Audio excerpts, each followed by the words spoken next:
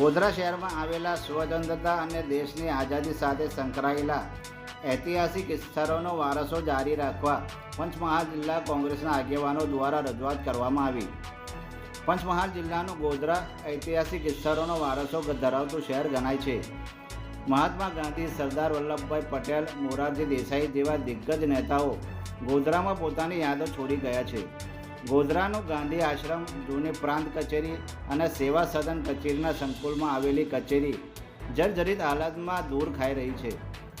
આ ઇમારતોનું નવીનીકરણ કરવાની માંગ પંચમહાલ કોંગ્રેસ સમિતિના પૂર્વ પ્રમુખ અજીતસિંહ ભાટીના નેતૃત્વમાં રફીક તિજોરીવાલા, આબિદ શેખ, ઉમેશ શાહ, જસુભાઈ પટેલ સહિતના કોંગ્રેસના કાર્યકરોએ કલેક્ટરને રજૂઆત કરી હતી।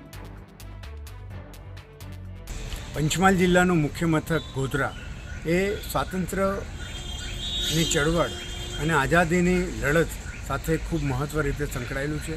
ગોધરામાં મહાત્મા ગાંધી, સરદાર વલ્લભભાઈ પટેલ, મૌલાના આઝાદ સાહેબ અને નહેરુ સહિત અનેક મહાનુભાવો આ ગોધરામાં આવ્યા હતા અને ગોધરાની યાદો એ સમગ્ર વિશ્વમાં, દેશમાં સંકળાયેલી છે। આ જ ગોધરામાં અસ્પૃશ્યતા નિવારણ માટે મહાત્મા ગાંધીજી આવ્યા હતા અને ગાંધી આશ્રમ જે અત્યારે સ્થળ છે ત્યાં એમણે અસ્પૃશ્યતા નિવારણ માટે તમામ સમાજ કોમને ભેગા કરી અને એક સભા કરી હતી। એ મહત્ત્વનું સ્થળ આજે ખૂબ જ જર્જરિત હાલતમાં છે। ત્યારે આ સ્વાતંત્ર્યની ચળવળ સાથે સંકળાયેલા આવા સ્થળને રક્ષિત રહે અને આવનાર પેઢી એને યાદ કરે એટલે આ સ્થળને રક્ષિત જાહેર કરી અને એને સુધારો વધારો કરી રિવેનેશન કરવા માટે અમે એક માંગ સાથે એક ઈમેલ સરકારના મુખ્યમંત્રી શ્રી ભૂપેન્દ્રસિંહ પટેલ સાહેબને આજે મોકલ્યું છે। સાથે પંચમહાલ જિલ્લાના કલેક્ટરને પણ આ બાબતોથી વાકેફ કરી અને એક આવેદનપત્ર આજે સુપ્રત કરી અને આ જગ્યાઓ એ ફરી સારી જગ્યાઓ થાય, લોકો એને યાદ કરે એ માટે અમે એમને રજૂઆત કરી છે।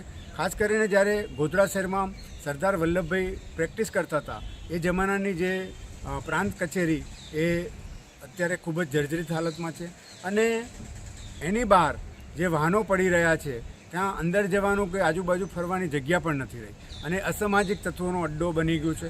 એ સ્થળને પણ વિકસિત કરીને અને સારું સ્થળ થાય અને બહારના લોકો આવે તો ત્યાં મુલાકાત લે એ માટેની પણ માંગ કરી છે। અને જ્યાં અત્યારે આપણે ઊભા છીએ એ ગોધરાના આરડીસી તરીકે જે ફરજ બજાવતા એવા મોરારજી દેસાઈ પછી તેઓ ભારતના દેશના સરકારમાં વડાપ્રધાન પણ બન્યા અને એમની યાદો ગોધરા સાથે જોડાયેલી છે।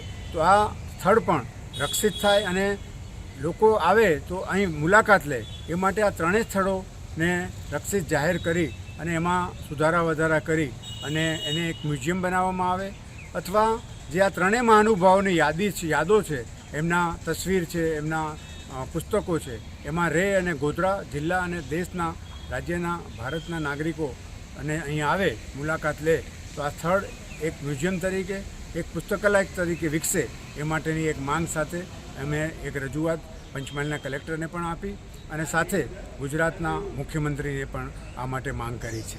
શું નામ? અજીતસિંહ ભાટી, પૂર્વ પ્રમુખ પંચમહાલ જિલ્લા કોંગ્રેસ સમિતિ ગોધરા।